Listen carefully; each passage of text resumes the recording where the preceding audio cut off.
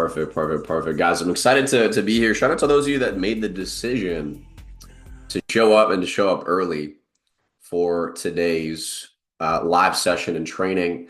For those of you that were here yesterday, go ahead and drop a one in the chat because we're going to be picking up where we left off from yesterday's training. And if you missed yesterday's session, don't worry. I'll have the recording available in due time for you guys. We had a great pop-up training. Yeah, shout out to those of you guys that showed up yesterday too, because it was like super last minute promotion, and kind of at an unusual time. I don't usually stream Fridays and Saturdays, right? So shout out to those of you guys that are, dialed. I see you guys. I see you guys. But we got people tuned in from all over the place as well. I'm going to shout out some of you that are tuned in and the countries that you're tuned in from. So we got Toronto in the house. What's good, Therese? Good to see you. We got Philippines, Oregon. We got, is it Leicester, UK?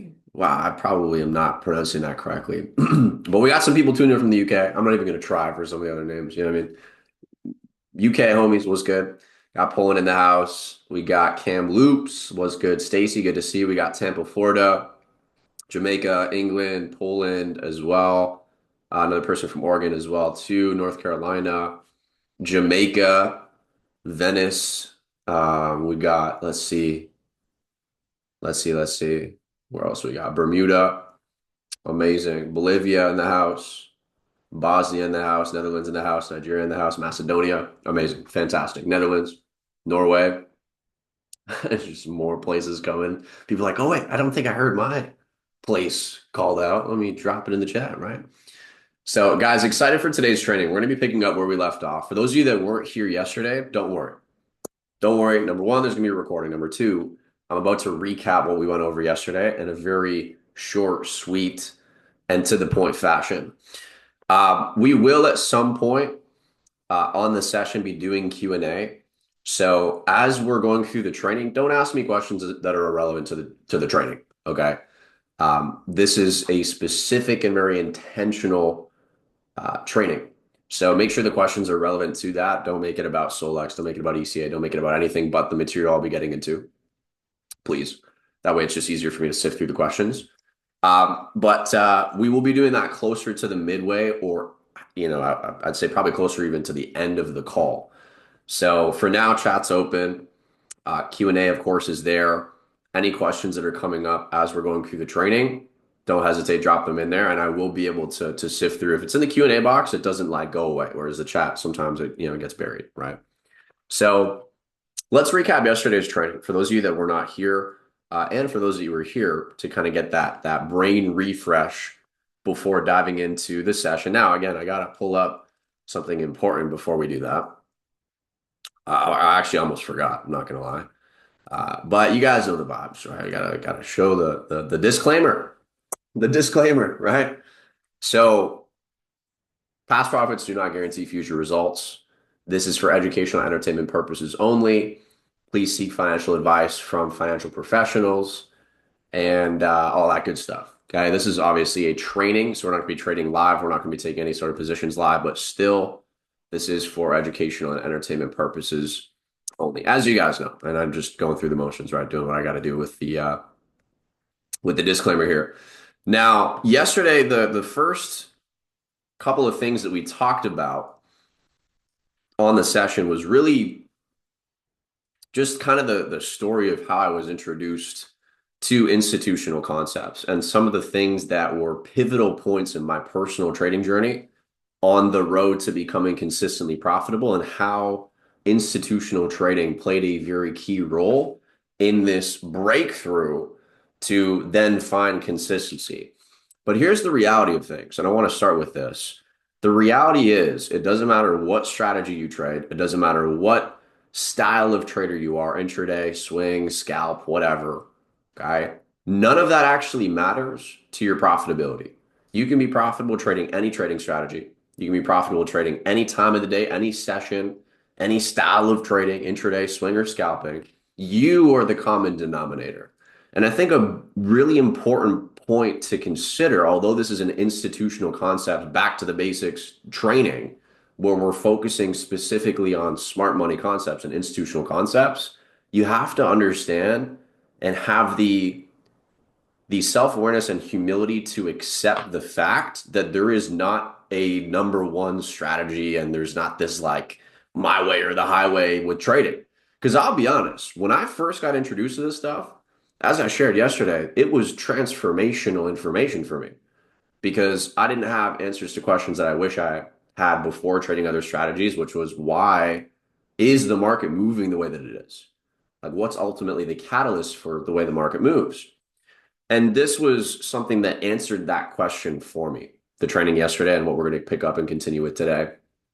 And then it just so happens we got Market Outlook tomorrow that I might go into the third lesson of Back to the Basics, as well as Market Outlook, quick Market Outlook. So the point is, okay, although this is a paradigm shifting style of trading, and it's really not, I don't even consider it a strategy. It's more of a mindset. It's more of an approach and a mentality when thinking of and considering the markets. But regardless of, how you view smart money concepts and institutional concepts, be sure to like ground yourself because I was super fired up. I was excited. I was like, man, support and resistance is trash.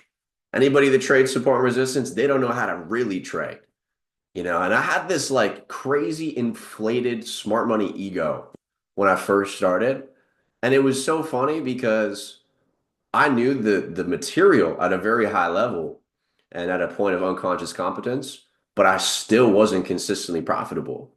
Isn't that funny? And here I am laughing at other people's strategies and like, oh, you don't know what the banks are doing. You know what I'm saying? Right? And the point is, and the reason that I'm sharing this is that you don't want to put yourself in a state of being unteachable because that's what I was doing. That's what I was doing. If it wasn't smart money, if it wasn't institutional concepts, institutional trading, I would block it out. Sure, it's good to focus on one style of trading. It's good to dial in and hone in on that particular piece or style or whatever the case may be that you feel really in alignment and resonating with. But don't fall into the trap of losing what's most important, which is a high teachability index. Yesterday, before I started the training and before we actually get into the recap, I'll touch on this because it's very important. Yesterday, in recapping, there was a principle, a success principle that I shared that is universally applicable to whether you want to be highly successful in trading, in business, in any other area of your life. And that success principle was number one. If you haven't written this down before, you haven't heard it before, write it down. It's who do you listen to? Who do you listen to? The second principle, which I'll get into just right after I give the quick breakdown of who do you listen to, is the teachability index and what that is, how you can calculate it, and how you can really go about understanding this at a high level. Because these are the basic principles. It's like we're talking about institutional basics, but we also have to talk about just success basics. And when you get to a point of thinking that you've got it figured out, that's the moment that you've lost. So, by the way, I should preface this training as well because we're going to be here for probably about an hour and a half. If you drop off the session, I'll be honest, like notice how the numbers keep going 99 to 100, 99 to 100. Do not lose your spot on this call because it will most likely be filled. All right. There's like hundreds of other people that haven't been able to join the session because we're capacity at 100. So make sure that you can position yourself to be fully dialed in for the next hour and a half. Somewhere you won't be disturbed. Maybe grab your little fidget toy, right? Rubik's Cube or something. Probably not because you're thinking when solving a Rubik's Cube. You guys get the point, right? Grab whatever you're going to be comfortable to really, digest the information we're going to get into today. Water, of course.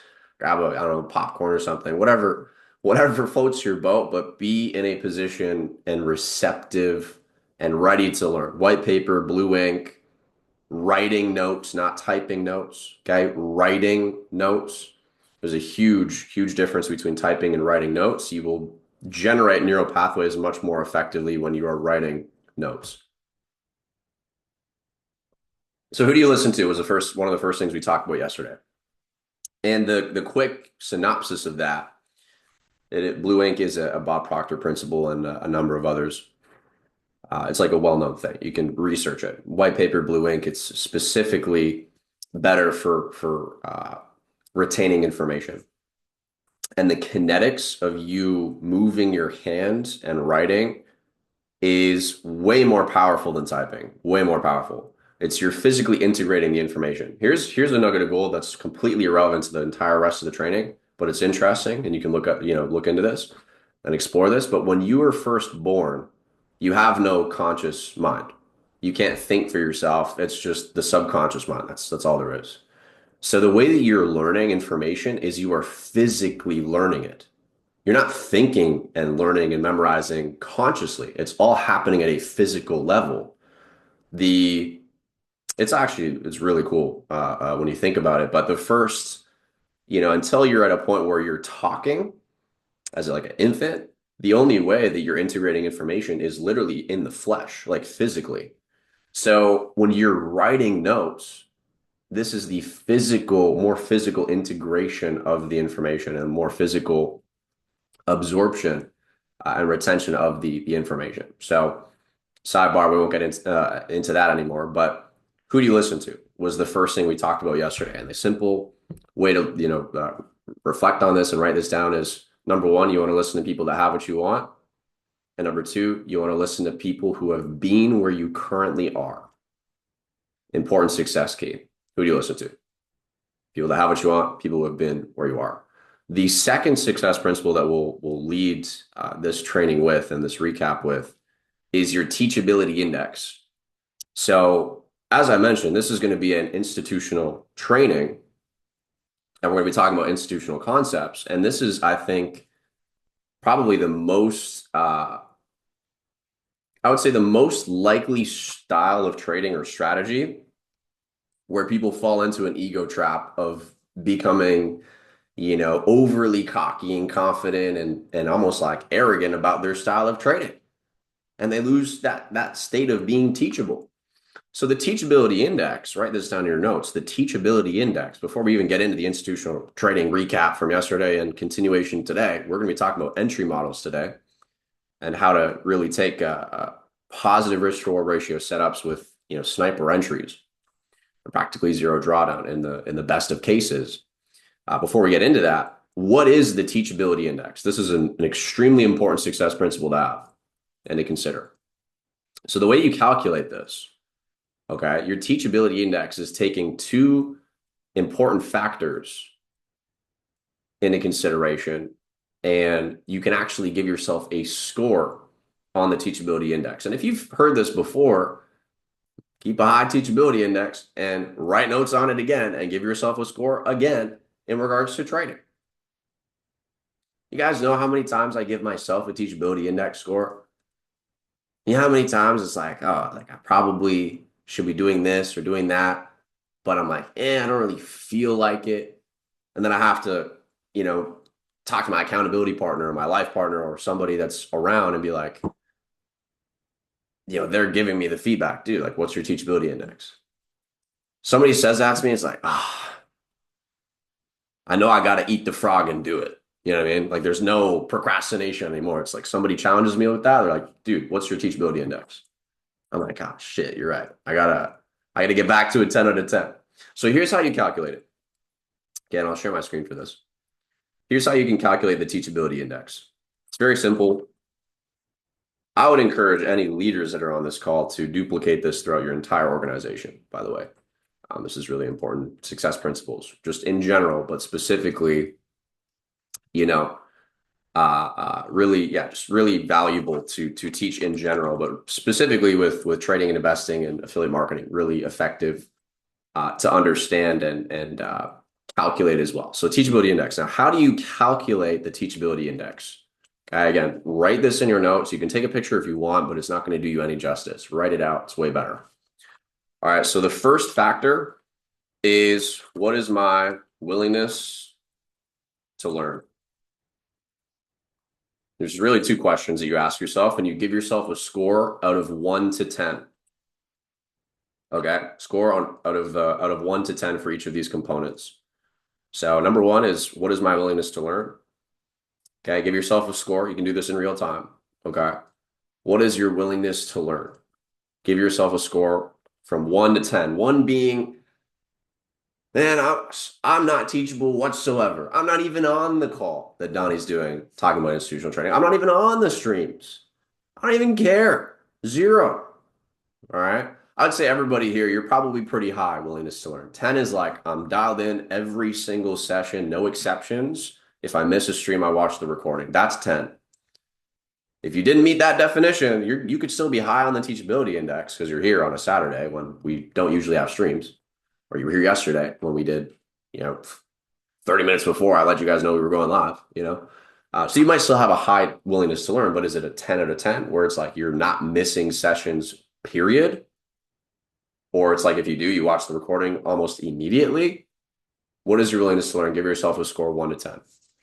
Now, arguably the more important and the second factor to consider, then even more important than willingness to learn, but willingness to learn is still very important, is what is your willingness to accept change?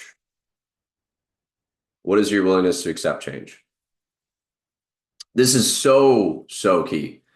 Because we as humans, it's like a nature thing for us to just despise change. It's like, no, I'm not driving to work that way. You know what I mean? I have my way to go to work and that's it. It's like I'm taking my coffee the way I take my coffee, 0 exceptions. Okay. I'm not getting no XYZ latte from Starbucks with the fruit on top. No. It's like this is it and that's it. 0 willingness to change for what I drink, as an example. I don't even drink coffee. It's just a funny example. Okay. What is your willingness to accept change? So the first component, give yourself a score 1 to 10. What is your willingness to learn? Do this. Like, we're sure I'm teaching this, but like actually do it right now. Give yourself a score 1 to 10. The second component is what is your willingness to accept change? Here's a high willingness to accept change score example. If you are a 10 on willingness to change, you will literally sacrifice and give up and change anything to get the results that you're desiring in XYZ industry, XYZ field, whatever the case may be. Are you willing to give up golf for an entire year to learn the skill of trading? Tiger Woods, are you willing to do that? Okay, for the golfers in here. Are you willing to give up Netflix for good? Not like, oh, I'm going to watch a few less episodes, because you already know it doesn't work like that. Like they're hooking you from freaking cliffhanger to cliffhanger every episode, so you're binging, right? Are you willing to give up Netflix until however long it takes? Maybe it's more than a year, but are you willing to give those things up? What is your willingness to accept change? This is where most people, myself included, are challenged the most. Because guess what? If you have a desired result that is not currently the reality of your experience, it means that you're doing something wrong. It is what it is. Like if you are not profitably trading yet, you're doing something wrong. The things that are here that are presented of what to do from my sessions, other educator sessions, trade ideas, whatever, all of it's here. There's no excuse. Now, maybe it's just part of your journey. You're new. It's it's not a thing to be shameful of. It's a part of the process. But understand that if you want the results in your life to change, you have to change. There's that saying, maybe you've heard it before. If you want things in your life to change, you have to change things in your life. And it's facts. So ask yourself, what is your willingness to accept change? And be hard on yourself. Like, don't give yourself a 10 if, man, some of y'all are giving yourselves high. I know because I've done it. I'm like, oh yeah, so I'm like boosting my score. And then I had like a personal mentor of mine. He's like, oh, really? 10 and 10. Okay. So have you cut this out yet that we talked about before? I was like, oh, no. But I started waking up earlier and, he's like, great, good job, man. Like you're supposed to be up early for trading New York session. Like that's not, what do you want, a cookie for that? It wasn't actually the conversation verbatim, but it's like, be hard on yourself. Okay. Be hard on yourself with the willingness to accept change part. And here's a nugget of gold that you probably won't want to hear. And I say that because I didn't want to hear it, and I didn't want to accept it. I wanted to reject it and deny it. But the thing that you least want to give up is the thing you have to give up for the results you desire. For me, what it was back in the day was video games. I know, I'm a gamer. Can you believe it? What? Gamer? You guys do not want to know how my life was in high school. It was degenerate. Okay. It was like school, part-time work, living on the game for 6 to 8 hours every day on repeat. Well, imagine the days I wasn't working. You know what I mean? We were dialed. So that was something I had to cut out entirely. It was the thing I least wanted to cut out and to change, but it was the area that as soon as I did, that's when the results started to really come in at a high level. So for everybody, it could be different things. It could be different things. Maybe it's something to do with your health. Maybe you have this habit of binge drinking on a Friday. Maybe you have this routine, this thing that you do on a regular basis, right? A routine where you smoke weed before going to bed every day, right? These are just examples of things that if you were to just cut these things out, watch how much more dialed in you would be and the results would flow into your life. But everybody's, the thing that you most should cut out is the thing you least want to cut out, but is probably the catalyst for you getting to that next level. So identify what that is for you. Everybody has at least one. You could even have a high willingness to accept change, 10 out of 10, and have things to still change and work on. It doesn't mean you're perfect. Like the point of the teachability index is what is your willingness to learn? 1 to 10. What is your willingness to accept change? 1 to 10. Multiply the two together. That's how you get your teachability index. Okay. So score yourself 1 to 10 for each, and then multiply the two together. If you have a 10 and a 10, your teachability index is 100 out of 100. If you have a 10 willingness to learn, but a 0 willingness to change, guess what? 10 minus 0 or 10 multiplied by 0 is 0. It's your 0 teachability index. So these are the two very important components to consider and to hold close to you as you're progressing in any endeavor, whether it's trading, whether it's, some other area of your life that you want to be successful with. So consider this, write down your score, 1 to 10, 1 to 10, multiply the two together. So it could be, 7 times 7 equals 49. I think 7 times 7. Yeah, pretty sure 49. Wow, math class, man. But give yourself that score and identify some things that you can work to improve to get to a higher level, right? To get to a higher score. So let's go ahead and dive into the institutional recap from yesterday. All right. And the reason that I shared this is, again, it's very easy to feel like you've got it figured out, right? But if you're not seeing the results to back it, you don't have it figured out. There's more to work on. There's always more work to do. If you look at the most successful people, they're always remaining teachable. Always. It's like Kobe, prime example. Rest in peace to a legend. Okay. He's in the gym before everybody else, and he's in the gym after everybody else. That's a burning desire and a strong and high teachability index. He does that that was what he was doing every day. It's like, yo, Kobe, chill, man. Let's sleep in a couple hours. You know what I mean? Hey. He's like, no, I got to be the best. That's like the best, like alpha G, or alpha, top G energy. That's, how you become the best of the best. You got to do things that most people aren't willing to do. But the point is, teachability index was very high. He had mentors, he had teachers, he had coaches. It's the same thing with this. Don't fall off the wave of being teachable. Okay. So let's move into the recap from yesterday. The recap, a couple key screenshots and cheat sheets that I would encourage everybody to take a snap of and then draw out and actually draw this out in your notes. And just take a picture for now. You can draw these because these are going to be recaps from yesterday. But draw these out into your notes. Key thing that we spoke about yesterday, there was a definition for liquidity that we went ahead and we illuminated, which basically means, hey, it's a word that maybe you don't have a full, deep understanding of. We went ahead, we illuminated that in the Institutional Trading Dictionary, which, by the way, if you don't have that, I didn't do this yesterday, but I'll do it now really quickly. You can access it using this. Hold on, let me find this real quick for you guys. Using this link here. I'm going to drop it in the Zoom chat for you guys.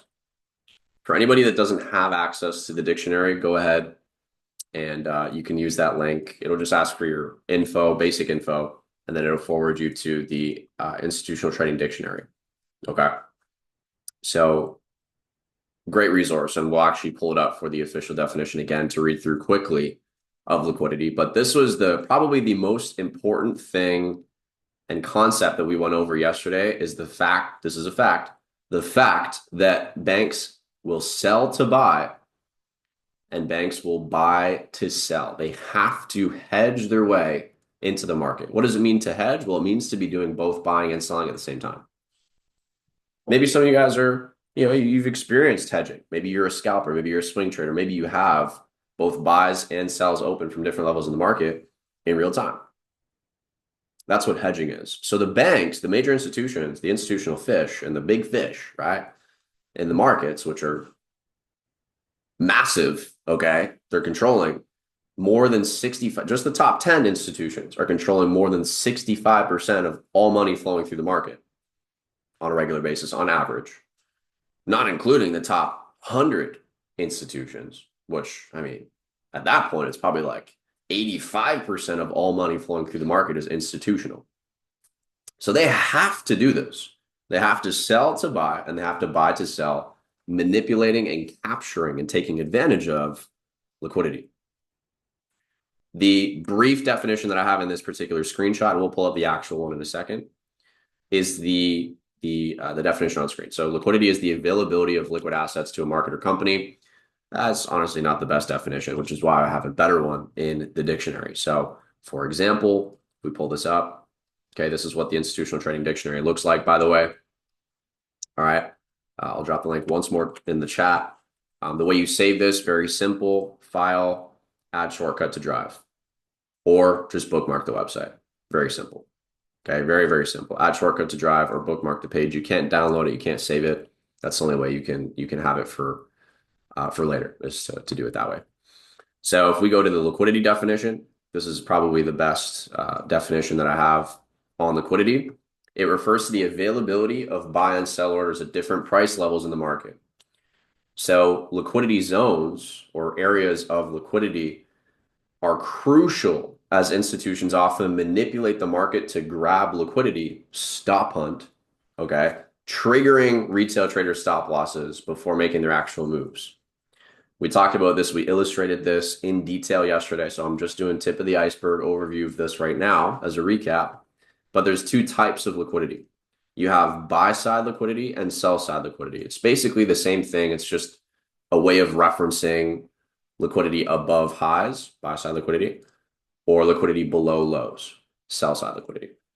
The reason it's called buy side and sell side is because we understand, based off the training that we did yesterday, which I think I took a screenshot of that cheat sheet, if I remember correctly. Let's see if I can find it. I did. Perfect. Let me pull this up for you guys. This was something that we illustrated yesterday. And we overviewed this. And this is a cheat sheet that I made. See, there I am. Cool guy. Whoops. This is my driver's license. That's weird. Okay. There we go. This is the picture we wanted. So here, okay, when taking a trade, you have to do the opposite of what you did to enter the trade when you close the trade. So a stop loss order and a take profit order are actually stop orders. They're pending stop orders. You know how you can like take an entry, it could be like a buy limit, a sell limit, a buy stop or a sell stop to enter into the market. Well, guess what? Your stop loss and your take profit, or whenever you close a trade, essentially, you're doing the opposite of what you did when you entered it to close it. And specifically, take profits and stop losses are sell stop or buy stop orders, depending on which position you're in. So this example was a buy, which means my stop loss is a sell stop. My take profit is also a sell stop order. Because guess what? If I'm in a buy, I have to sell to close my position. If I'm in a sell, right? Let's say I'm in a sell on gold here. Technically, I'm buying US dollars against gold. All right, that's technically what it means to be in a sell position. I have to do the opposite to close my trade. I have to buy to close my trade. So if I'm in a sell position, my take profit and my stop loss are both buy stop orders. Buy stop orders.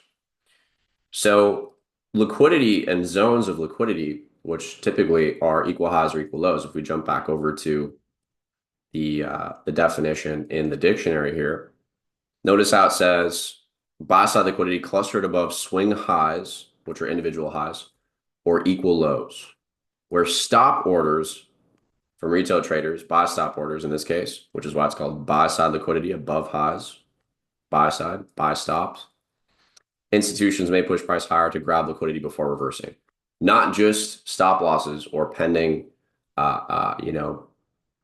trades that are already entered with like stop loss take profit. Not just do we see we don't just see those stop orders. We also see pending entry orders above highs or above lows, or I should say above highs or below lows. Okay, sell side liquidity clustered below swing lows or equal lows, where stop orders, sell stop orders are placed. And same thing, it literally states in the definition that I have in here, the institutions will buy to sell or sell to buy, capturing liquidity. So that was, I would say, probably the most significant overview and lesson that we gave yesterday. And we went a lot more, thorough and in depth into this.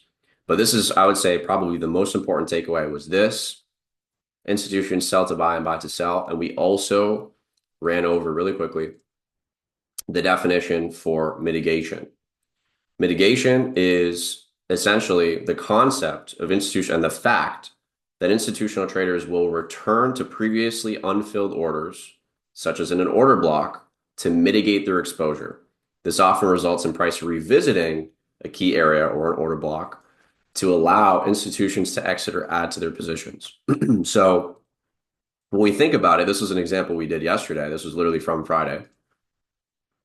Here we have a sell to buy motion where the institutions manipulated relatively equal lows, couple areas of liquidity. All right. And this is on the premise that, hey, here's an area of quote unquote support where a lot of traders are looking to buy from with stop losses beneath the lows. What happens? Price sells off, capturing stop losses, buyer stop losses, which is adding to the sell pressure, allowing the institutions to take their bigger positions and drive the market the other direction. This is what we overview. This was an example. Mitigation is understanding that the institutions will sacrifice a position or multiple positions to allow them to reach their goal and check off the box, with their goal, so to speak, of taking their bigger positions.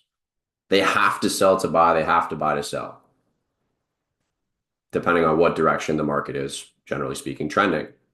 Okay, if we're in a bullish environment, you're going to see them do a lot of sell to buy motions where there's liquidity captured almost every single time. Okay, like look at this. Every single time we have a kind of aggressive sell-off to go higher, look how there's lows that are constantly being swept in the process of that. Even this right here, equal lows swept, right? This equal or relatively, significant swing lows swept. Okay, the institutions do this all the time because they have to. They literally have to. So Mitigation is when they bring price back to the area where they sacrificed positions. If they took sells all throughout this, move down, usually we're looking at like the top half of an order block area. And we're gonna get into the new definitions and the new training very soon here. We're almost on the recap. This sell to buy motion, the sells that they took in this zone remain open as the market trends and trades higher. So there's 500,000 lots worth of selling pressure here is in drawdown as price is trading higher. Now, they don't really care too much because they got fat buys. Okay, and in this example, 500,000 lot sell for a 1 million lot buy, no problem. I'm okay holding some drawdown if I got a position that's sniper entry more or less. That's, floating nicely in profit with 1 million lots. That's okay. But it also doesn't really make sense for them to just close out with that 500,000 lot sell as a loss. We took a look yesterday at some histogram charts that, and I'll pull up one really quickly. We're not going to get into it, but it's just for those of you who weren't here, this will give you the visual of something that we did speak more thoroughly about yesterday. But we took a look at this, and it basically just illustrates the fact that the institutions are winning way more and way more profitable than, they're losing days in general. Okay, you can take a look at this. This is the trading revenue, daily trading revenue from 2018, 2019, Bank of America Corporation. All major institutions and banks have a chart just like this, with way more profitable days than non-profitable or unprofitable days. Why? Because of the algorithm that they use, the algorithms, plural, that they use to drive the market in certain directions. Something that we spoke about was a key point yesterday too, to write down if you missed it, and to write down again even if you're here as a review and a refresher, is that money moves to the market. It's not supply and demand. It's not the amount of buyers or the amount of sellers. It's money. If you look at who has the most money, it's major institutions. So of course, they're going to have way more control over what the market does. So instead of them closing out with a fat loss, which, let's be honest, it doesn't really make sense for an institution to close with, for example, a $26 million loss. Sure, this is an example where it's a $49 billion account that's being traded. So 26 million is like, a little something light. It's nothing crazy. But guess what? Banks and institutions are here for one purpose. They're here to make money, and they're here to mitigate risk. So instead of them closing out in drawdown, this major 500,000 lot worth of selling pressure, they will wait to mitigate their positions. So this right here is mitigation. When price returns to that sell to buy motion. The example that we had yesterday is literally the one on screen that we're using again today as a refresher, where we had the sell to buy motion, where these lows and this low get taken out. Price then gives pretty well a V-shaped recovery very quickly after we see this aggressive sell-off, which gives me evidence and confidence that this was simply just a liquidity capture for price and the institutions to position themselves for price to now just continue trending higher.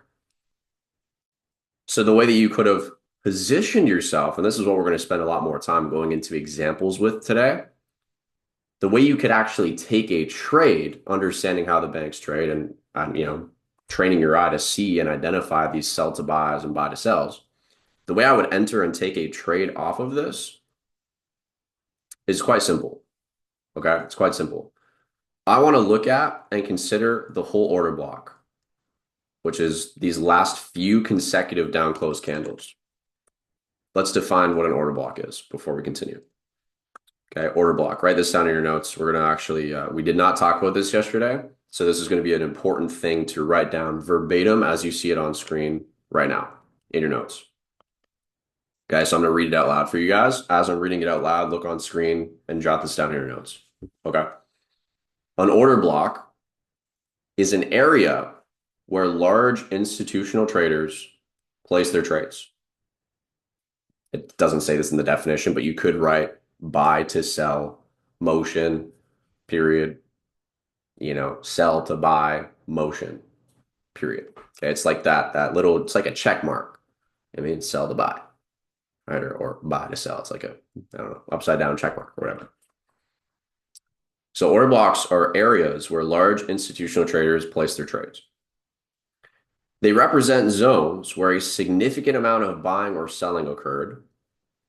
They represent zones where a significant amount of buying or selling occurred, often halting or reversing price movement. Often halting or reversing price movement. These blocks are used to understand where future price movement may return to find, quote, support or resistance. Technically, we're talking about mitigation here. These blocks are used to understand where future price movement may return to find, quote, support or resistance. Really what we're talking about is mitigation here. Okay. So an order block, that literally by definition is the last down candle. Write this down in your notes, and you can write this down like this is what a order block is. This is like the, more jargony definition. It's really quite simple. It's just the last down candle or the last few consecutive, it has to be consecutive, down close candles before an up move. All right, so here maybe we got like a few down close candles prior to a major up move. All right.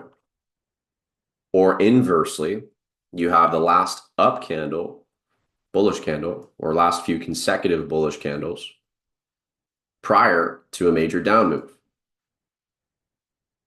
Notice how you have the basic OBs definition here, basic order blocks. OB stands for order block. That's an important thing to write down in your notes too. A bullish order block, and it says this literally verbatim right here, is a downward candle or consecutive downward candles before a significant bullish move. Simplest way to put it, last down candle before a major up move, last few consecutive down close candles before a major up move. A bearish order block, inversely, it's the opposite. Okay?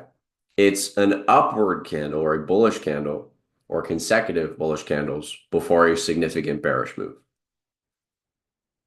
Okay, and literally draw out in your notes, okay, just the same way that the banks will sell to buy and that screenshot that we had in buy to sell. Make sure you draw that in your notes. Really, really draw and illustrate that kind of check mark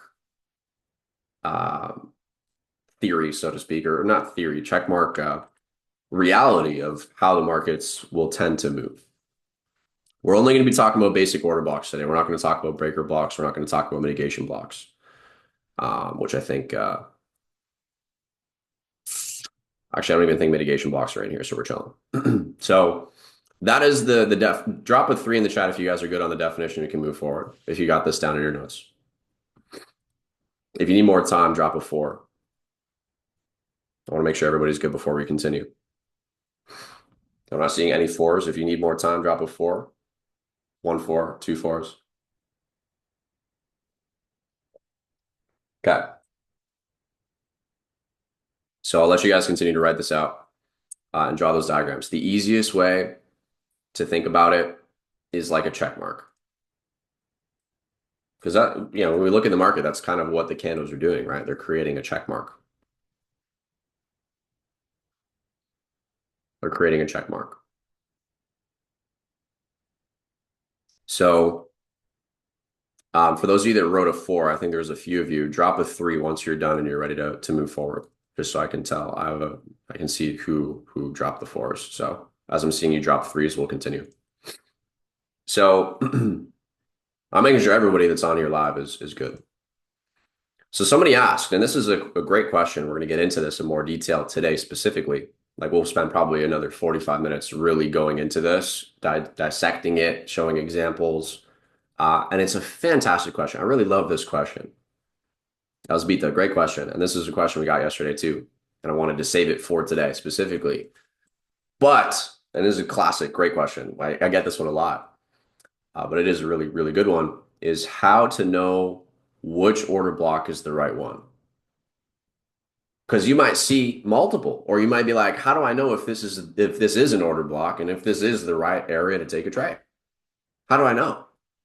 What are some things that I can use to differentiate between what could be a more likely and profitable trade with this particular setup versus what might be a little bit less likely to play out, but still technically is an order block? How do I differentiate between which order blocks are worth me executing trades on and which ones might be a little bit more, you might want to be a bit more reluctant with? So we'll get into that momentarily here. So Stanley, you're good. I saw the three from you. I think we're waiting for a few more. I think I had, let's see, there was Wizzy Exchange and Remy that also needed a couple more minutes. Looks like Remy's good. Stanley is good as well. Okay, perfect. So we're gonna move forward. I think that was everybody that dropped for us. Perfect. Excellent. So let's go ahead and unpack this further. So this here is an example of an order block. Okay. Notice how in this instance we have a few consecutive down close candles. In this case, I have black as my bearish candles, white as my bullish candles. I used to have black and yellow, and then something came upon me and the new year and was like, you need to change your chart colors. It was just like a hunch, I just had this like weird hunch to change my color, so I did. But this is the color scheme, right? So look at this. You have one, two, three consecutive bearish candles prior to a pretty aggressive reversal. All right, so this whole zone, these last three bearish candles are technically an order block. Okay. Now, this is a key point to consider. Is there a way to refine this order block to be more, I guess you could say, yeah, I guess refined is the best word, to be more refined and more specific on where you would enter off of this order block? And the answer is yes, because this is a pretty big order block. Like this is, we're looking at an order block that's in total almost 160 pips from the high to the low. So that's a pretty big, if you guys know me from my sessions, you know that I don't like to take gold trades unless it's around a 50 pip or less stop loss. Now, this is going to change over time as we continue to see price of gold increase, and we'll probably get to like 3,000, 4,000, 5,000, $10,000 gold eventually, depending on if inflation, continues, which I think is inevitable. You got to obviously, it's like Bitcoin. It's like, oh, last, bull run, I had a stop loss of like 500 to 1,000 pips.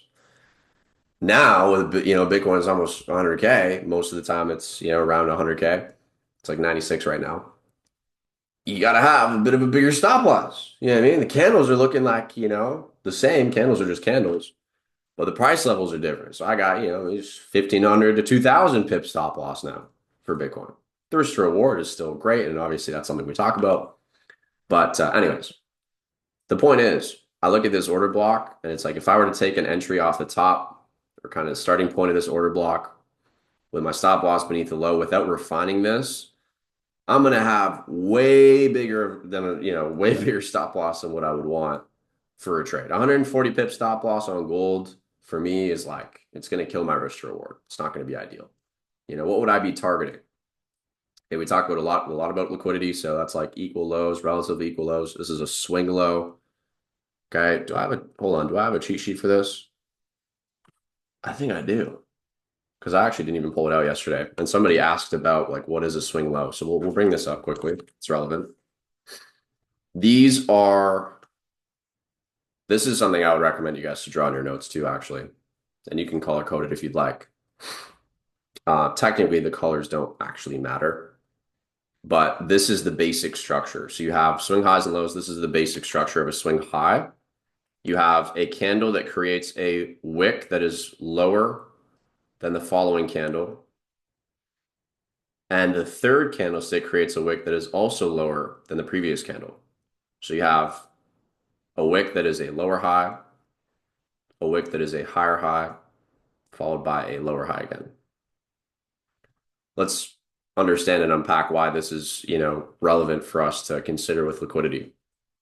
Okay, well, typically you're going to see this type of chart pattern or candlestick pattern whenever a swing, whenever a high or low in the market is set before, the market reverses. So most sellers, when they see this kind of, candle formation, right? I don't know, let's pretend there's some more candles over here. Okay. This is a high, and then we start to see price, sell off a little bit. Where are their stop losses most of the time going to be? Well, above the previous high, the swing high, right here. Same thing can be said with the swing low side of things. You have a wick that is created with a higher low, followed by a candlestick that creates a wick that is a lower low than the previous one, followed by another candle that creates a higher low once again. Same principle, same concept. If we had a zone where, candles were being printed and formed on the way down here, we then reverse, we come up here. Any buyers in the market are going to have their stop losses beneath the previous low. Vast majority. Vast majority. Okay. Now, if we had, let's say, there's another swing low here. I don't know, maybe this is just a crazy wick, right? Let's pretend that this was, the drawing. Okay. This is also a swing low, right? If we were to look at, clean this up a little bit. If we were to take a look at this particular candle, this right here is also a swing low. There would most likely be liquidity beneath that wick. Most likely, there would certainly be liquidity beneath that wick. Because again, buyers are looking to put their stop losses below swing lows. Now, if you have equal lows where it's like a W or an M, inversely, that's going to be even more liquidity. Okay. So, and jumping back over here, we have an ample amount of lows that is captured. Actually, I will delete that too. That is captured with this motion. So this is the whole order block. But I want to refine this because I just, showed you guys it's like 160 pips stop loss. It's not ideal. Okay, you have equal lows here and then a swing low here, all of which get captured with one swift and smooth motion that is very quickly bought back. Classic bamboozle. Sell to buy. Typical. Okay. Here's how you would enter off this order block. Now, there's a couple ways you can go about it, and it is situational, and you'll have to develop an edge yourself over time with your own analysis to see what works best for you. But typically, the best way to enter off of an order block is to focus on the last down candle. Yes, we have 1, 2, 3 consecutive down close candles here, and the whole zone is an order block on a higher time frame. The reason that we can say that is because we know this is the 15-minute time frame. If I go on the hourly, it's just going to be one candle, right? There's that one candle. Okay, I could technically even refine this even more to just this. So even though there's 3 candles on the 15-minute, it's one candle on the hourly, right? Now, why do we care about the 15-minute if we can just look at the order block on the hourly? Well, here's why. When we take a look at this and identify that it's 1, 2, 3 candles, now I want to look at, and this is really key to put in your notes, the best order blocks to enter off of are ones that captured liquidity. Because there are instances where order blocks do not capture liquidity. This particular instance, we have 3 candles, as I mentioned. The candle that did the most damage is the third one. Why? Because it was around the same zone as these equal lows, selling, triggering stop losses, and it also had a wick that captured this low, which is another significant area of liquidity.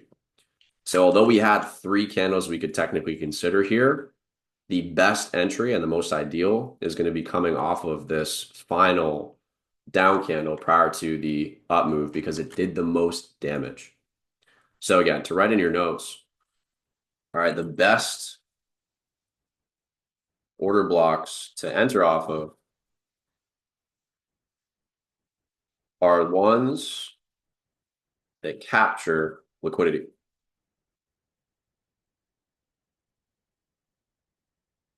Now you might think to yourself, well, Don, didn't you mention that like obviously like this happens with liquidity vast majority of the time? Like is liquidity always being captured? Sure.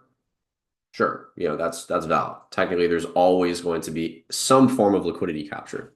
But the best order blocks to enter off of are ones that captured a significant amount of liquidity, which I would say is like it could just be one swing low, but it would need to be a pretty, relevant swing low on like a higher time frame or something for me to really validate it if it's just one low being taken out. But typically it's multiple lows. In this instance, we have a buy, a sell to buy motion.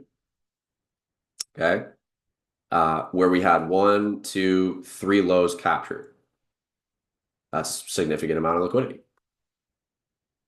You might have a sell to buy motion that doesn't capture any liquidity, but it could still be valid and something to still look out for price to retrace to.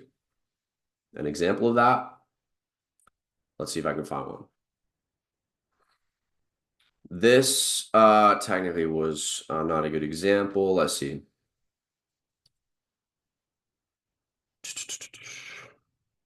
This right here, prime example. Here you have a series of up close candles prior to a major down move. Notice how there was no liquidity captured though. You can still mark this out. This is still a relevant order block. But as of the 15-minute time frame, there were no swing lows or swing high. Well, actually, sorry, there was a swing low that was taken after this. Sorry, there was no swing highs captured in this buy to sell. It just happened to be aggressive sell-off, a couple of consecutive up close candles. We continue lower. Now, mind you, we filled a fair value gap, and there was that. That was probably the reason why this ends up printing the way that it did. But there was no liquidity captured from that zone. Doesn't mean you can't zone it out and look for mitigation to take place in that area, but notice how price just kind of runs through it and pretends it doesn't even exist. Hence why it's better to enter off order blocks that have captured liquidity. Actually, it was a good example. So how would I enter and take my trade based off this zone? Coming back to this, I know I keep I'm leading you guys on to showing you how to enter off this, but I wanted to be thorough in this explanation. The easiest way is to take your entry and focus on the candle that captures the most liquidity, which is in this case, this candle right here. How do you enter off of order blocks?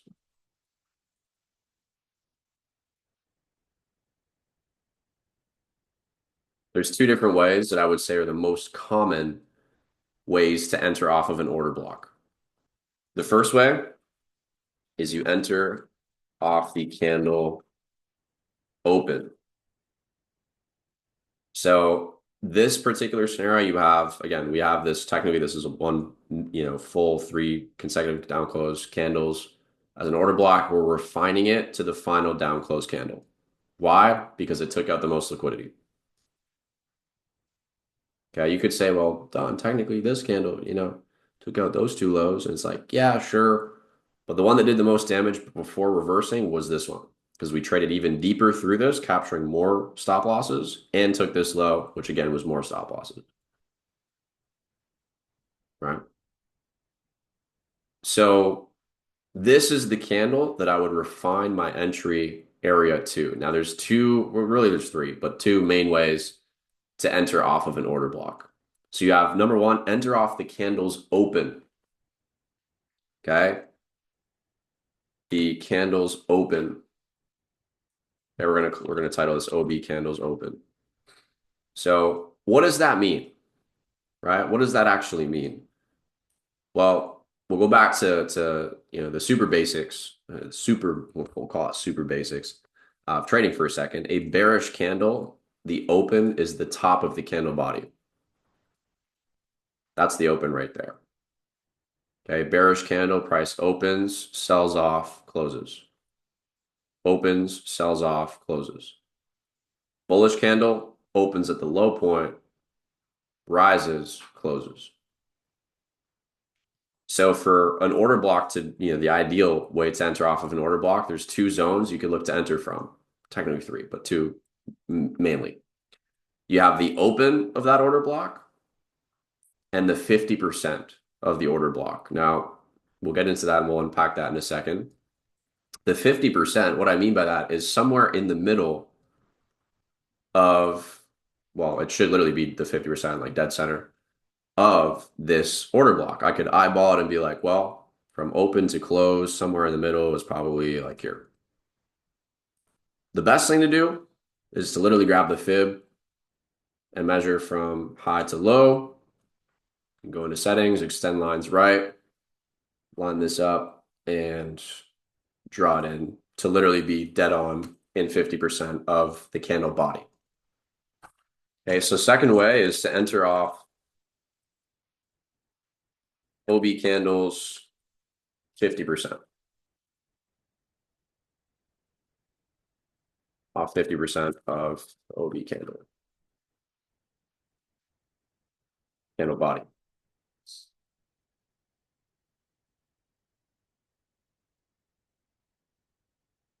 All right. So you have the open and the 50%. Why? You're probably wondering, okay, why though? Yeah, why? What's the purpose for this? Well, here's why. The majority of the selling that the institutions will have is going to be in the first half of the candle's body. Think about it. If they're taking big sell positions, because a lot of buyers are, positioned in the market here, the liquidity's there. Again, there has to be liquidity on the other side of these major orders, so they will sell to buy, as we've been talking about. Realistically speaking, they're only taking those sells in the first part of the candle. The rest is just, stop losses are being triggered and the algorithm's doing its thing. So the idea behind this, and this is what we call the mitigation zone between the open and the 50% of the candle. The idea is that most of the sells that the institutions are entered in are somewhere in this zone. Somewhere in this zone. So we've refined, technically this is the full order block, those 3 candles. We refined it to 1 candle, and we refined that 1 candle into this particular zone. That's your entry area. The reason you're looking to enter from here and off somewhere either, between the open and the 50% of the candle is because as soon as price returns to this zone, you should see a fast and immediate, in most cases, reaction from that area, which means we shouldn't have very many 15-minute candles that close inside this area or below this area. We want to see a wick trade into that zone for our entry. You can observe price as we're trading in there, and you'll get the confirmation if it is in fact mitigation taking place. Because think about it. If this last down close candle is where they took the majority of this 500,000 lot sell, what happens when they close their sell? Drop in the chat. When you close a trade, you have to do the opposite. So if you have to close a sell position, what do you have to do? You're buying. Okay, you're doing the opposite to close your position. So when price trades back to this zone, just like what Jordan typed in the chat, and they close their sell orders, what's that going to do? It's going to add to the buy pressure. So we should see a bounce from this zone, right? We should see a bounce from this zone. And we're talking like a clean bounce with like sniper entry potential. So this is being recorded, yes. This is the typical way of entering off of an order block out of the area of mitigation. There is technically a third way. It was actually 4, really, if we're being super technical. But the most, typical kind of third way is to enter off the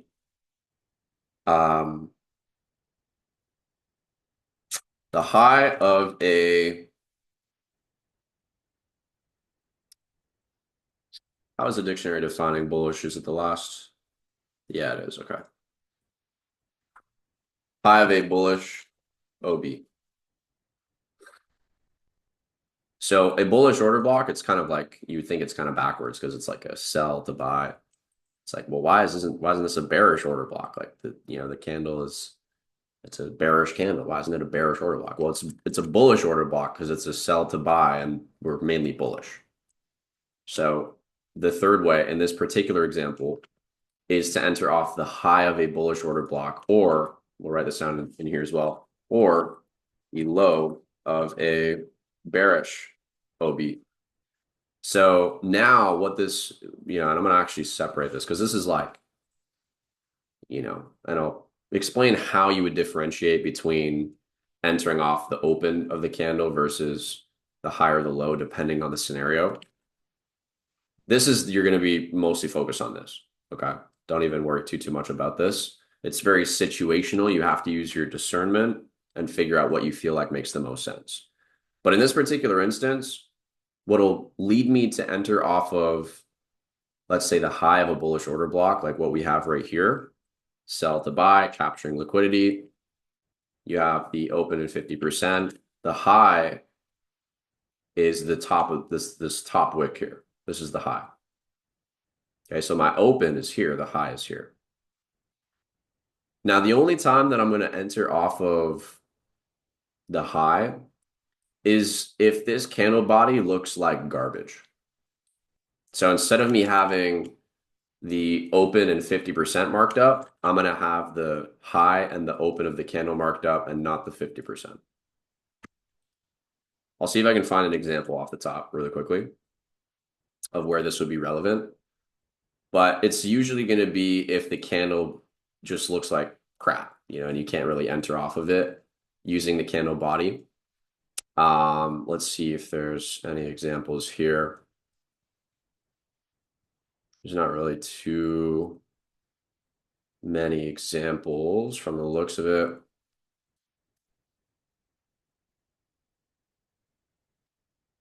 This one like could work, like we could consider this one. We'll use this just for fun. There's probably better examples. I just don't want to take too long.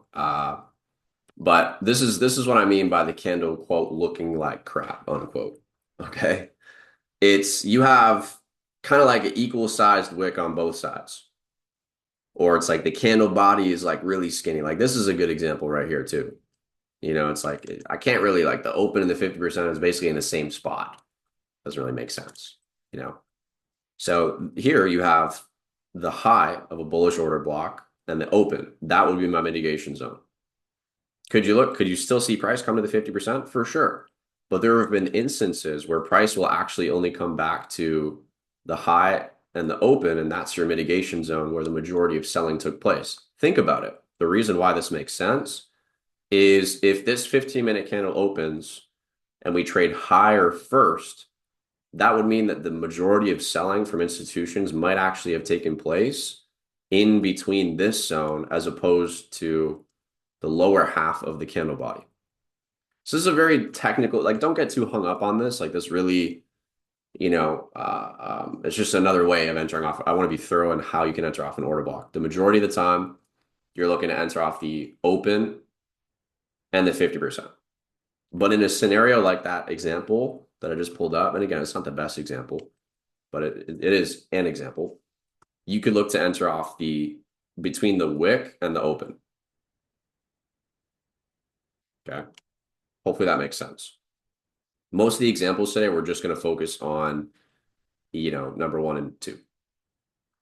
All right. And again, the best order blocks to enter off of are ones that capture liquidity. And we actually have a way of differentiating and kind of labeling the different order blocks and which ones like more ideal to take trades off of in comparison to others. We call it an FU candle.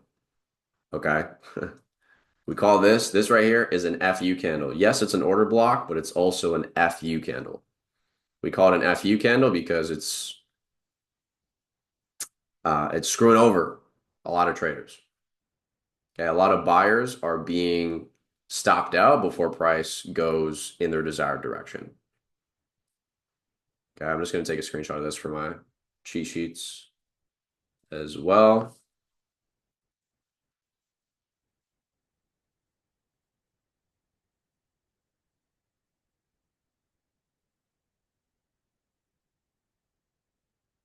This is a good one. All right. What we call it an FU candle, or failure to uphold is the more, we have this is in here as well, right? FU candle. Failure to uphold candle is like the PG version.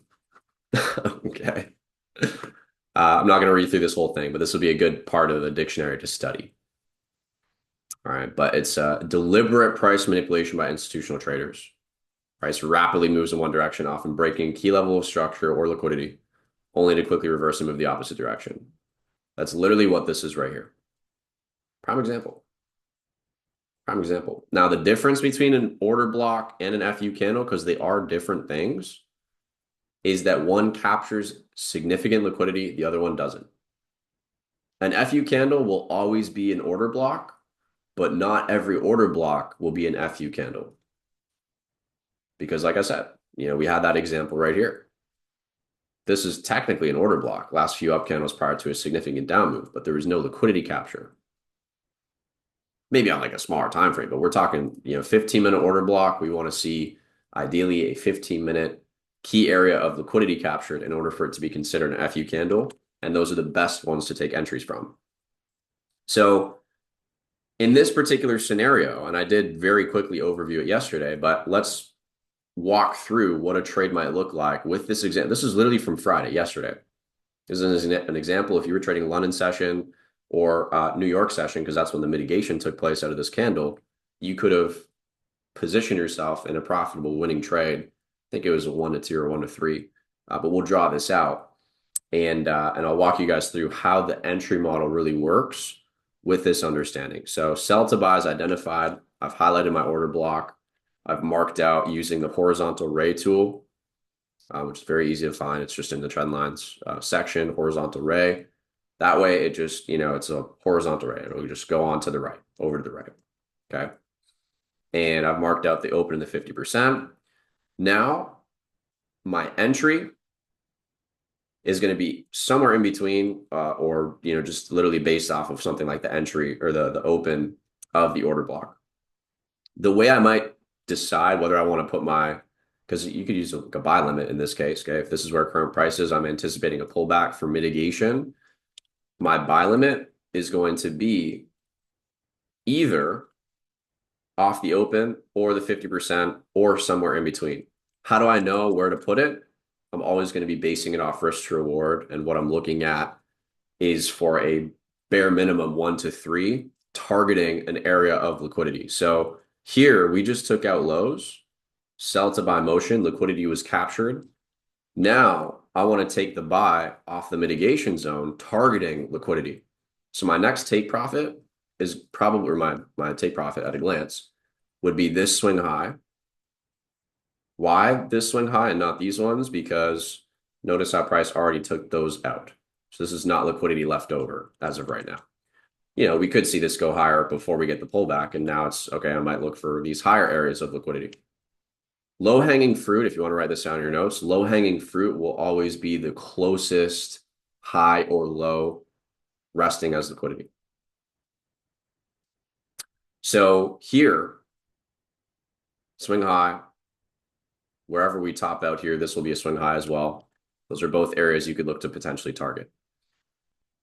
But a 76 pip stop loss, probably, I probably would take the time to refine this, either moving my stop loss higher a little bit or moving my entry down a little bit to get a 1-3 risk reward and a bit of a tighter stop loss. But at a glance, this is an example of a trade that you could take, entering off the 50%, stop loss below the low of the order block. Same thing, vice versa. If we were looking at another example where it was a buy to sell, which we will be looking at examples of that in a second, entry is off the open of that candle, stop loss is above the high. All right. So like I said, we'll go into that in some more detail with an actual example as soon as we finish with this one. Now, if we continue to play out price, here's another swing high. So this is, another area of liquidity you could look to pay yourself at, assuming that we get entered into this trade. So price is starting to retrace here.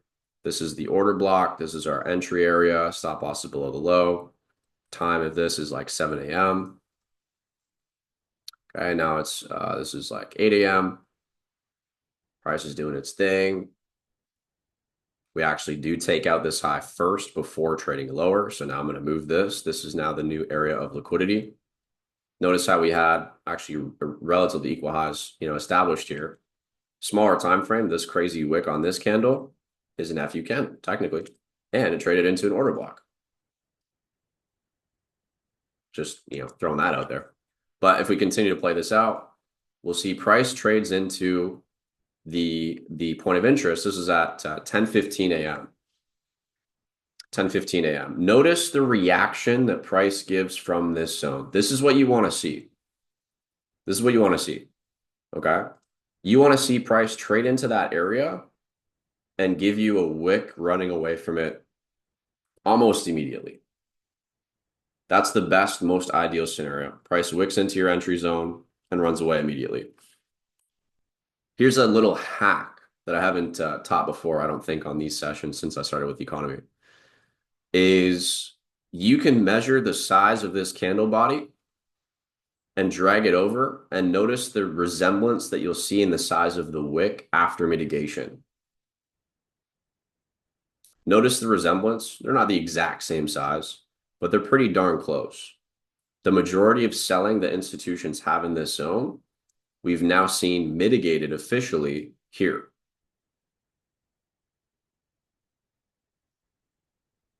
Okay. So a little cheat to know if mitigation has taken place is measure the size of the candle body for the order block and then compare it with the size of the wick after supposedly a mitigation has taken place. So here, when price trades into the zone, again, we wick up higher and quickly and fast because mitigation has taken place. That's the assumption. To confirm it, this is the size of the candle body over here where the sell to buy took place. Look at the size of the wick. It's not exactly the same, but it's pretty darn close. Right? Like I said, I don't think I've overviewed this before. I don't think I've shared this before.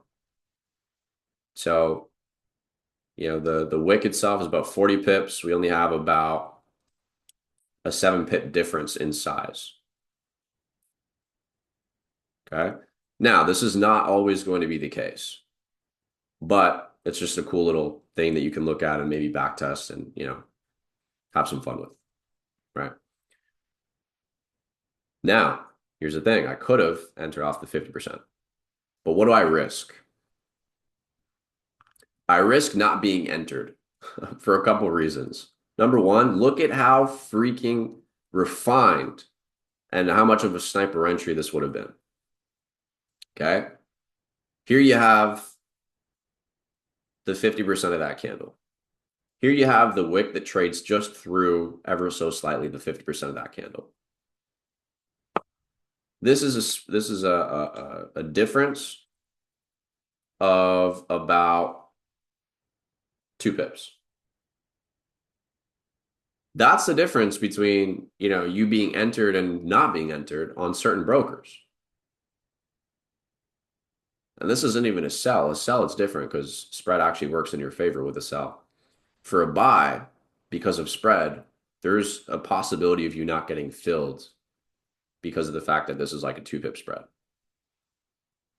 Now, most brokers, you probably would be entered. But the risk that you take in having your entry off the 50% or anywhere lower than like the open of the candle body for the order block is that you might not get filled. But hey, them sniper entries hit different. There's nothing quite like the dopamine hit after you get a sniper entry. Okay. Do I meant entry based on spread? Not really. You could. You could account for spread for sure. Look at the 50%, see what your spread is on your broker, and then add a couple pips accordingly. That's actually not a bad idea. But still, you're not guaranteed to be entered because price doesn't always need to come to the 50%. You might only see price tap into the open and then run away. So even accounting for spread, you might be, SOL anyways, right? Out of luck anyways.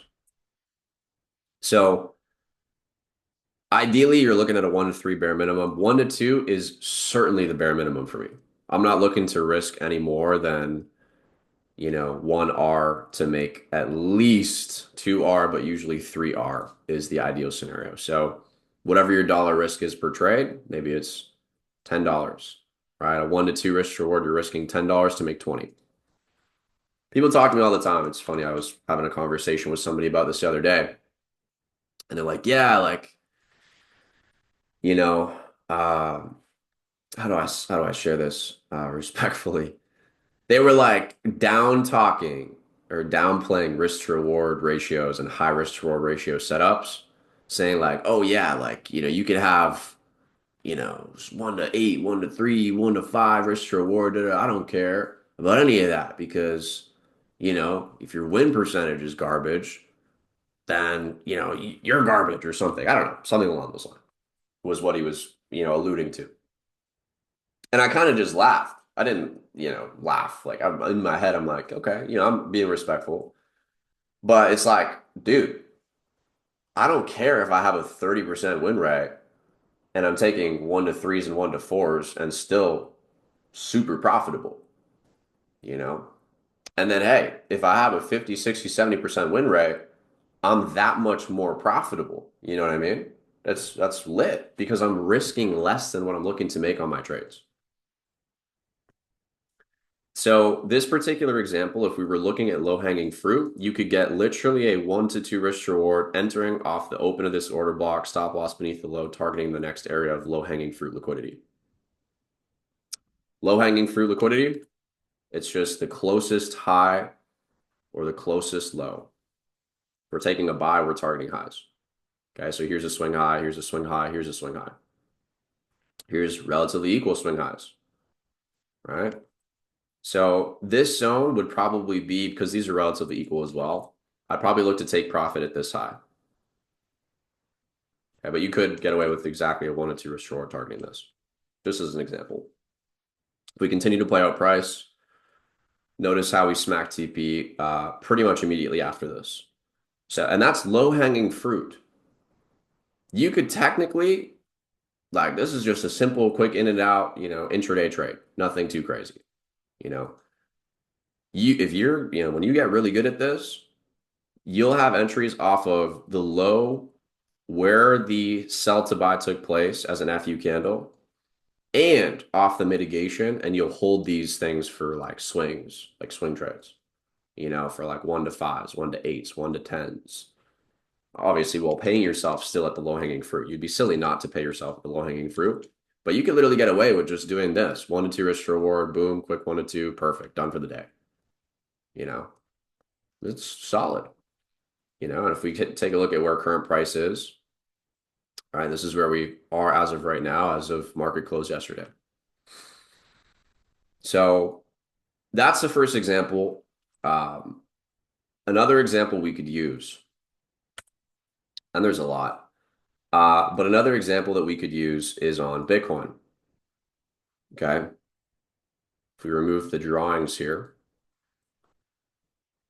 there's actually a lot of examples I could go into on Bitcoin, to be honest. But taking a look on screen, okay, overall very bullish on Bitcoin, of course, as of right now, right? We're in the bull market. But if we take a look at what we have here on the 4-hour time frame, there's an area of consolidation at a low point taking place here. This is what we call accumulation, consolidation at a low point in price, with numerous liquidity captures, like numerous liquidity captures. We had relatively equal lows here. They get yoinked, and then price yoinks the highs. And like, write this in your notes if you're, because I know most of you are taking notes, right? Write this in your notes. The market moves from one area of liquidity to opposite areas of liquidity over and over again. So what does that actually mean? It means that you will see the price of any asset, doesn't matter what it is, capturing one side of the market's liquidity to then go and capture the other side of the market's liquidity. So when we have an area of consolidation, you want to wait to see which side is broken through, then look to position yourself on ideally a mitigation to target the other side of liquidity. Here on Bitcoin, we see this a lot. You have one low, second low. Look how you also have one high, second high. Price sweeps the lows first, sweeps the highs second, continues doing its thing. We'll see this over and over and over again on Bitcoin. Here, same thing. We had a couple lows, a high, another low, sweeps the lows, comes over here, sweeps the high. Then we have these two lows and this high and this high. Okay. We then see a sweep of the lows followed by a sweep of the highs right after. So the market will move from one area of liquidity to the opposite areas of liquidity over and over and over and over again. It's actually like boring. It's like, man, I wish like Bitcoin just went to the moon. You know what I mean? Instead of capturing liquidity over and over and over again and be boring. But this is what the markets will do because it's not the markets, it's the institutions. They're wiping out both sides of the market over and over and over and over and over again. So an example, another bullish example that we have on Bitcoin is right back here. Okay, here you have an order block. All right, consecutive down close candles prior to a fairly significant up move. Sell to buy. There's your check mark. Okay, now I want to ideally refine this order block to be, more ideal for an entry opportunity. Here's another thing too, right? Considering, which order blocks are more ideal to be entering off of, it's those FU candles, which are the ones that are capturing the most liquidity. Look at how many liquidity or how much liquidity is resting beneath these lows. You have an area of quote unquote support with one, two, basically three, four, five, six, 4 to 6 lows in this area. So there's a lot of buyers in the market anticipating price to trade higher from this proven and stood the test of time zone. Even back here, it was a quote unquote resistance turned into a support. What happens? Price sells off, capturing any buyers with stop losses beneath these lows, invalidating the zone, baiting in sellers. Oh, we broke the support. I gotta take sells on the retracement now, break and retest, right?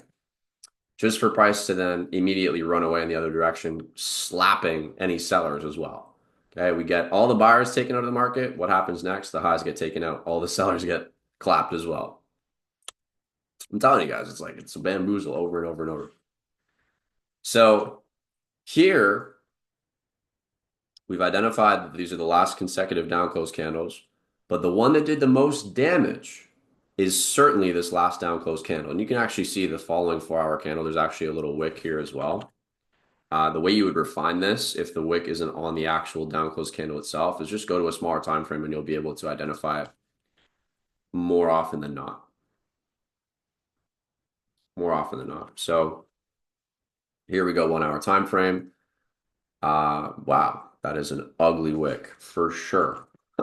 30-minute, 15-minute. Yeah, this instance, that kind of a crazy wick, I probably won't even take into consideration. It's not going to do me any justice. If we had it in like a candle body form, I would consider it. But because of how, aggressive this wick is, I won't really look to base my entry off of that. So going back to the 4-hour, I'll just base it off of this order block.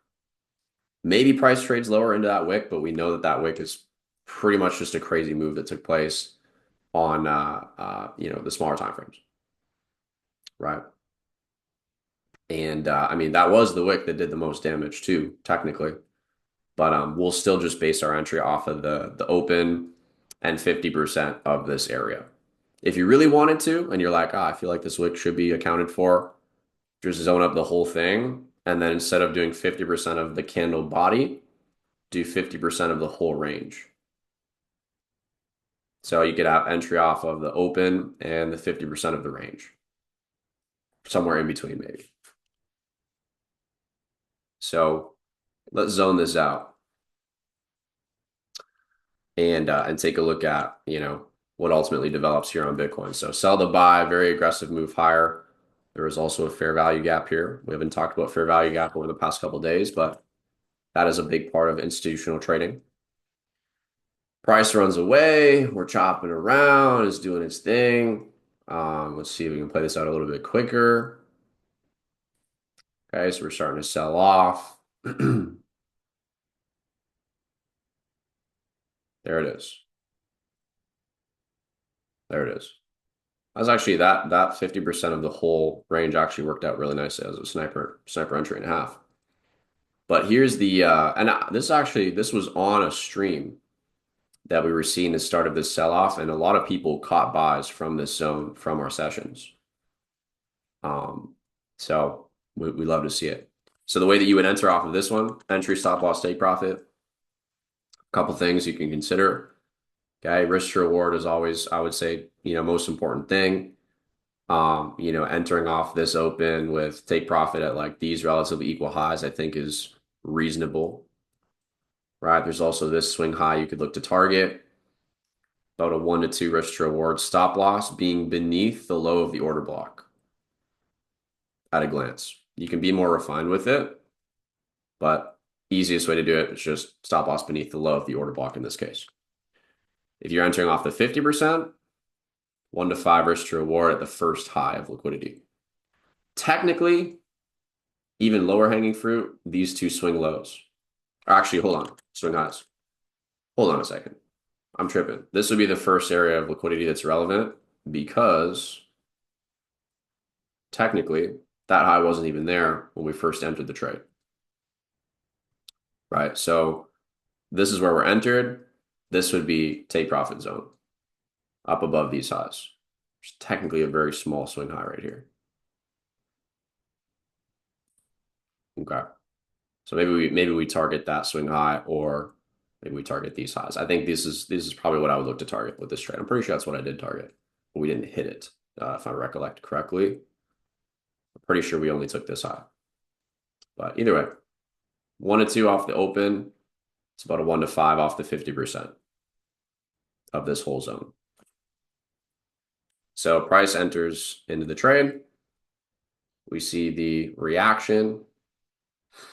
Price ran to about, this was, like 102. Then we rejected. So we actually failed to take out this swing high as well. And we just are chopping sideways for a while. And I believe this was just exactly what we saw last week. So we're still just chilling in this zone. Bitcoin's been very much preparing for the next move higher. But if we were targeting these highs, which is ideal, 1 to 3 risk to reward off the open. From here, you're looking at about a 1 to 7. Now, this is the 4-hour time frame we're talking about, so this is going to take time to play out. But that is, at a glance, then again, notice, just like I talked about last time, if you take the size of, usually I do the candle body, but because this is like a weird wick, we'll just take the whole size of this zone, and you bring it to the same wick that you're assuming mitigation took place from. One way you can clarify and confirm that that did in fact take place is comparing the size of the order block with the size of the wick. So this instance, resemblance is somewhat there. If we were to measure just the candle body, probably going to be more accurate.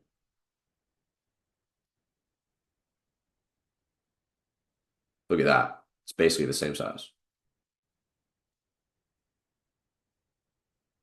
So again, minor detail, just kind of an additional confirmation that mitigation's taken place. But it really is like, that is, I would say, the simplest entry model with this is, you've identified the order block, entries off the open or the 50%, stop loss is below the low or above the high in a bearish scenario. Take the trade. Boom. Done. Simple. Target liquidity. Equal highs. Boom. There we go. Excellent. Here's another example, actually, a fractal example. In the same area of consolidation and accumulation, we see another sell to buy motion here that captures relevant areas of liquidity. Took out all these lows, took out this low, swift sell to buy. Now we're getting the breakout higher. Go to the hourly time frame. There's actually a really nice fair value gap right here. Who knows, right? And again, looking at these hourly time frame candles, you can see this is technically all one big order block, but which ones did the most damage? That's how we'll refine our entry. You have the last two that did the most damage. Okay. Sure, These lows got taken out by the candle before it. Maybe we consider that too. But these two took out this major swing low and were the last two candles prior to that move. So I might look to, and hey, this is actually a good example too, of where I would maybe take the wick instead of the candle body open, just because of the distance in between. And then, obviously 50% is here. Again, it's really just a matter of experience, I would say, for whether, again, the simplest way to enter off an order block, again, we'll just pull it up, is this.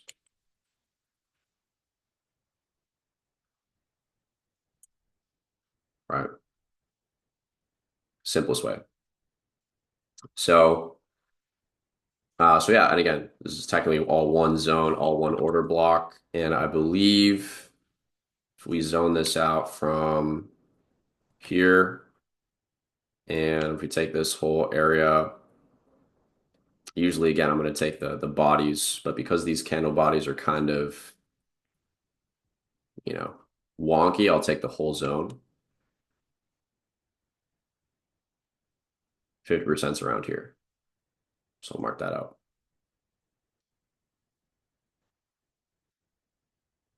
We play out price. We came, oh wow, barely into the open of this candle.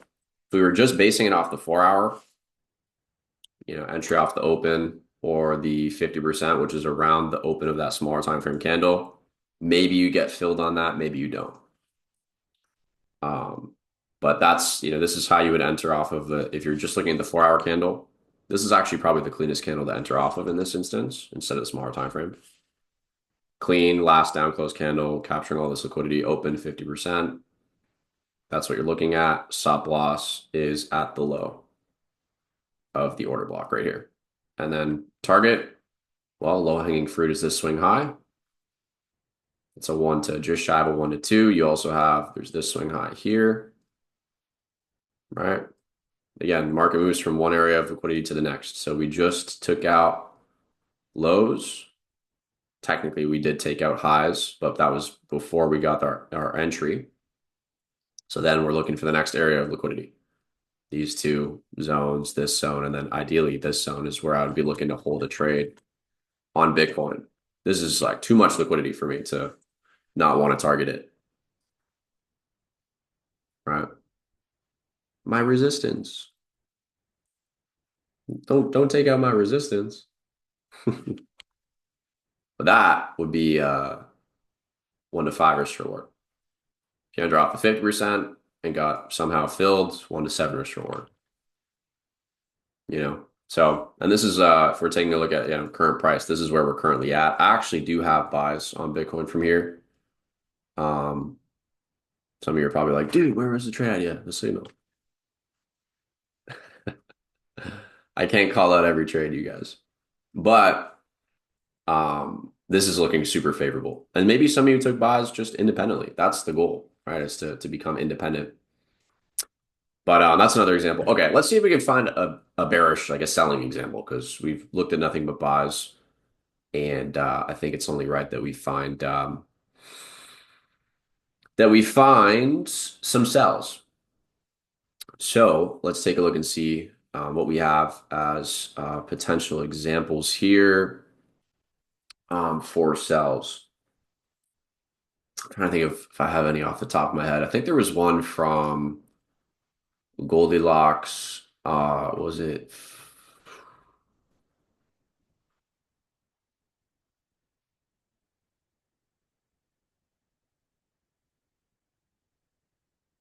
Was it? No, NFP we took buys. I think it was CPI, the 12th. Oh no, CPI was buys as well. I think it was maybe in January. Yeah, January CPI was sell. Wait, was it? Yeah, January CPI was sells. Which was on the 15th. Okay. Yeah, right here. Yeah, this is it right here. So if we were to take a look at this in hindsight, we could take a look at the gold chart here on the hourly quickly. So we've been very bullish on gold, right, at this point. And I'd say hourly obviously very, very bullish. With news, there was an example of a pretty clean, you know, um, selling opportunity that was presented as a retracement for CPI news. So here what we have on screen is an area in price just before, no, this is just before news. Keep this in mind, where we have swing lows and swing highs relatively close together. There's also, this swing high back here, these swing highs over here. Okay. And there's a left behind order block.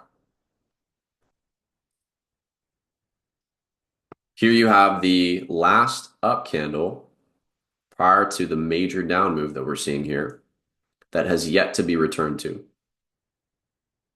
Okay. This one technically is another example. Buy to sell that captured these highs, also filled a little fair value gap that price returns to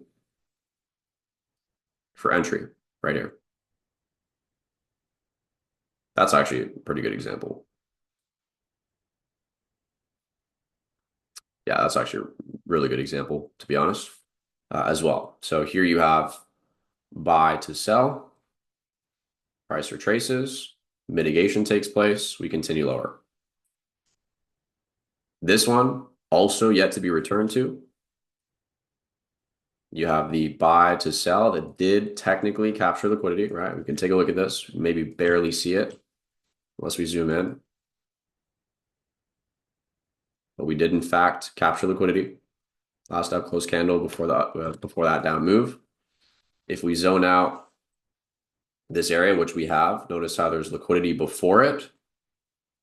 This is actually pretty typical. Prior to a point of interest, liquidity accumulating. How I would take sells off the order block, in this case, certainly off the open and 50%. We were going to take sells off the open, stop loss above the high in this instance. Targeting the nearest low, which as of right now would be this one. You're looking at about a 1 to 4. It's not bad. 50%, 1 to 7. But again, you risk that, potential of not being filled. As price plays out, this was with news. We captured both areas of liquidity, plus this one with news, major up move, major buy pressure. We actually did hit the 50% of this. Okay, again, look at the precision with these entries, you guys. This is the ideal scenario. Not every scenario is going to be like this. Obviously, you're going to get stopped out on some trades. However, this is like text, but the examples that I've gone over, this is all recent, like over the past month. Okay.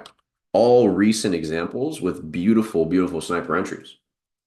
Like take a look at this. If you took this trade from the open, 36 pip stop loss, first of all. The only time that you wanted to draw down was for price to just come and trade to the 50% of that order block. And you probably wouldn't have gotten, actually, you would have because it's a sell. Spread actually would have been favorable. You would have taken that sell too if you entered off the 50%. But immediate reaction from the zone. That's the ideal scenario. With mitigation, it's like fast. We trade into the zone, run away from it immediately, which is actually why I love to use limit orders, by the way, buy limits and sell limits.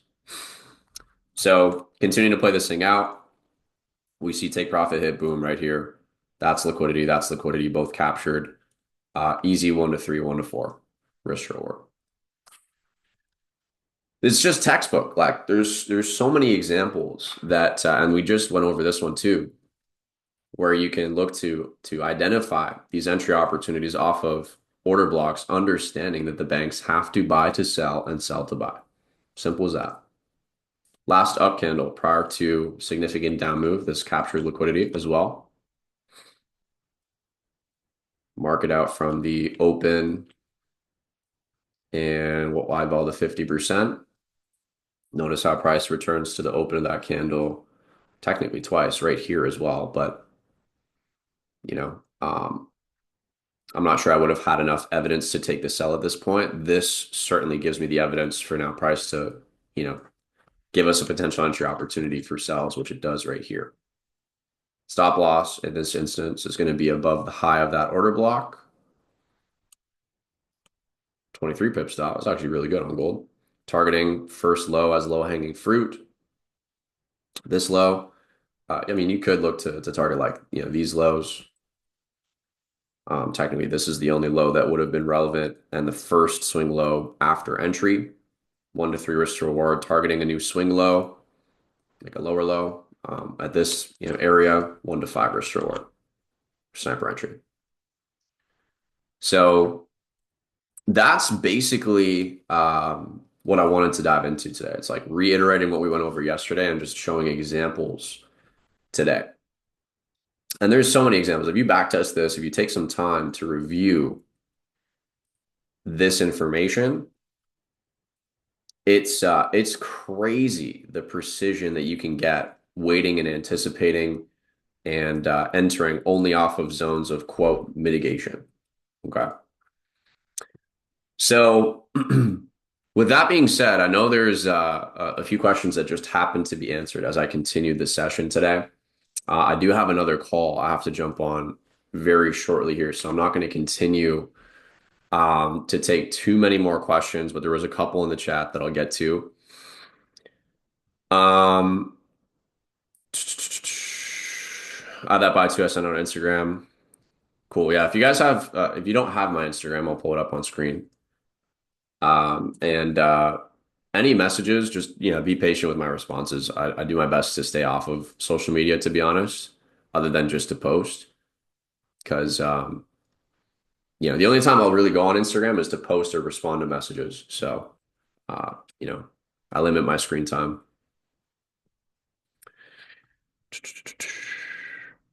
These recordings will be posted, and then I'll advise where they'll be posted. Like where they've been posted. I'll make sure everybody knows where to identify them and find them.